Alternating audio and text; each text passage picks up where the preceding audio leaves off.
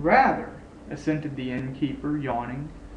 Marmeladov struck his fist resolutely on the table. "Such is my fate. Do you know, sir, do you know, I have sold her very stockings for drink? Not her shoes. That would be more or less in the order of things, but her stockings I have sold for drink. Her mohair shawl I sold for drink, a present to her long ago, her own property, not mine.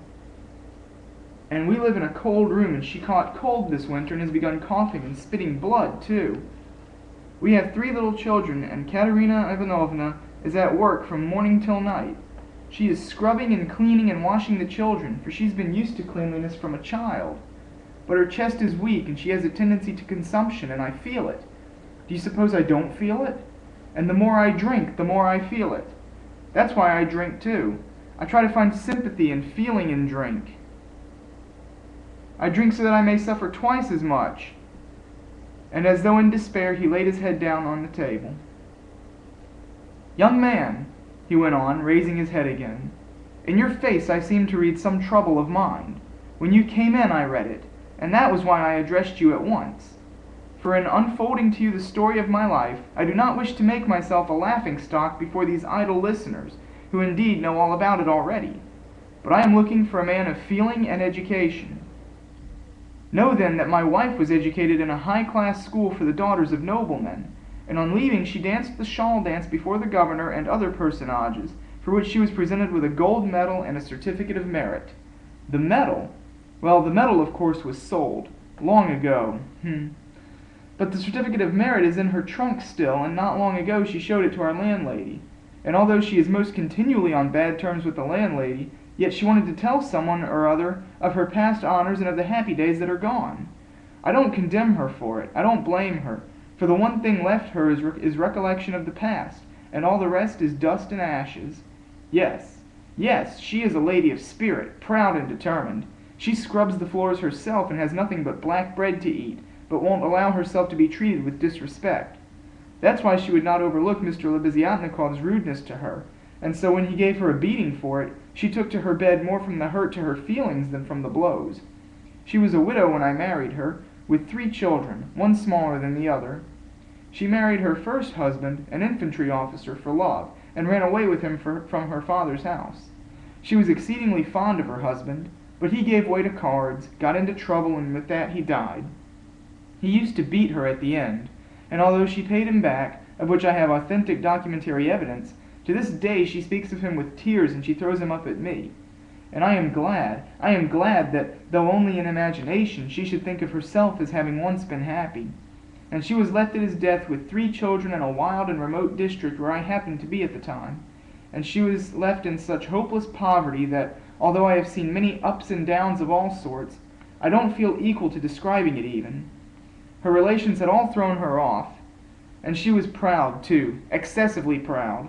And then, honored sir, and then, I, being at the time a widower, with a daughter of 14 left me by my first wife, offered her my hand, for I could not bear the sight of such suffering. You can judge the extremity of her calamities, that she, a woman of education and culture and distinguished family, should have consented to be my wife. But she did. Weeping and sobbing and wringing her hands, she married me, for she had nowhere to turn. Do you understand, sir? Do you understand what it means when you have absolutely nowhere to turn? No, that you don't understand yet. And for a whole year I performed my duties conscientiously and faithfully, and did not touch this. He tapped the jug with his finger. For I have feelings. But even so, I could not please her.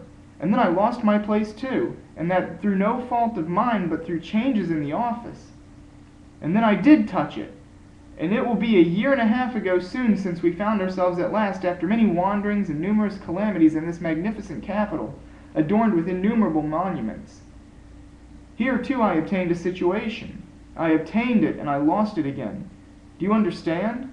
This time it was through my own fault I lost it, for my weakness had come out. We have now part of a room at Amalia Fyodorovna Lipavexel's, and what we live upon and what we pay our rent with, I could not say. There are a lot of people living there besides ourselves. Dirt and disorder. A perfect bedlam. Yes. And meanwhile my daughter by my first wife has grown up. And what my daughter has had to put up with from her stepmother whilst she was growing up, I won't speak of. For though Katerina Ivanovna is full of generous feelings, she is a spirited lady, irritable and short-tempered. Yes, but it's no use going over that. Sonia, as you may well fancy, has had no education. I did make an effort 4 years ago to give her a course of geography and universal history, but as I was not very well up in those subjects myself, and we had no suitable books, and what books we had, anyway, we have not even had those now. So all our instruction came to an end. We stopped at Cyrus of Persia. Since she has attained years of maturity, she has read other books of romantic tendency, and of late she has read with great interest a book she got through Mr. Lebeziatnikov, Lew's Physiology. Do you know it? And even recounted extracts from it to us, and that's the whole of her education. And now, may I venture to address you, honored sir, on my own account with a private question? Do you suppose that a respectable poor girl can earn much by honest work? Not 15 farthings a day can she earn, if she is respectable and has no special talent, and that without putting her work down for an instant. And what's more, Ivan Ivanovich Klopstock, the civil councillor, have you heard of him? Has not to this day paid her for the half-dozen linen shirts she made him and drove her roughly away, stamping and reviling her, on the pretext that the shirt collars were not made like the pattern and were put in askew. And there are the little ones hungry, and Katerina Ivanovna walking up and down and wringing her hands, her cheeks flushed red as they always are in that disease. Here you live with us, says she, you eat and drink and are kept warm, and you do nothing to help. And much she gets to eat and drink when there is not a crust for the little ones for 3 days. I was lying at the time. Well, what of it? I was lying drunk, and I heard my Sonia speaking. She is a gentle creature with a soft little voice, fair hair, and such a pale, thin little face. She said, Katerina Ivanovna, am I really to do a thing like that? And Darya Frantsovna, a woman of evil character and very well known to the police, had 2 or 3 times tried to get at her through the landlady. And why not? Said Katerina Ivanovna with a jeer. You are something mighty precious to be so careful of. But don't blame her. Don't blame her, honored sir, don't blame her. She was not herself when she spoke, but driven to distraction by her illness and the crying of the hungry children, and it was said more to wound her than anything else. For that Katerina Ivanovna's character, and when children cry, even from hunger, she falls to beating them at once. At 6 o'clock I saw Sonia get up, put on her kerchief and her cape, and go out of the room, and about 9 o'clock she came back. She walked straight up to Katerina Ivanovna, and she laid 30 rubles on the table before her in silence. She did not utter a word. She did not even look at her. She simply picked up our big green drap-de-dame shawl. We have a shawl made of drap-de-dames. Put it over her head and face, and lay down on the bed with her face to the wall, and her little shoulders and her body kept shuddering. And I went on lying there, just as before. And then I saw, young man, I saw Katerina Ivanovna, in the same silence, go up to Sonia's little bed. She was on her knees all the evening kissing Sonia's feet, and would not get up, and then they both fell asleep in each other's arms, together. Together, yes, and I lay drunk. Marmeladov stopped short, as though his voice had failed him. Then he hurriedly filled his glass, drank, and cleared his throat. Since then, sir, he went on after a brief pause, since then, owing to an unfortunate occurrence and through information given by evil-intentioned persons, in all which Darya Frantsovna took a leading part on the pretext that she had been treated with want of respect, since then my daughter Sofya Semyonovna has been forced to take a yellow ticket, and owing to that she is unable to go on living with us. For our landlady, Amalia Fyodorovna, would not hear of it, though she had backed up Darya Frantsovna before, and Mr. Lebeziatnikov too. All the trouble between him and Katerina Ivanovna was on Sonia's account. At first he was making up to Sonia himself, and then all of a sudden he stood on his dignity. How, said he, can a highly educated man like me live in the same rooms with a girl like that? And Katerina Ivanovna would not let it pass. She stood up for her. And so that's how it happened. And Sonia comes to us now, mostly after dark.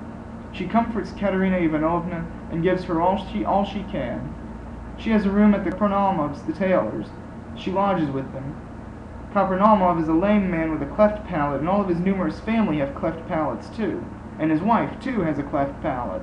They all live in one room, but Sonia has her own, partitioned off. Yes, very poor people and all with cleft palates. Yes. Then I got up in the morning, put on my rags, lifted up my hands to heaven, and set off to His Excellency Ivan Afanasievich. His Excellency Ivan Afanasievich. Do you know him? No? Well, then, it's a man of God you don't know. He is wax, wax before the face of the Lord, even as wax melteth. His eyes were dim when he heard my story.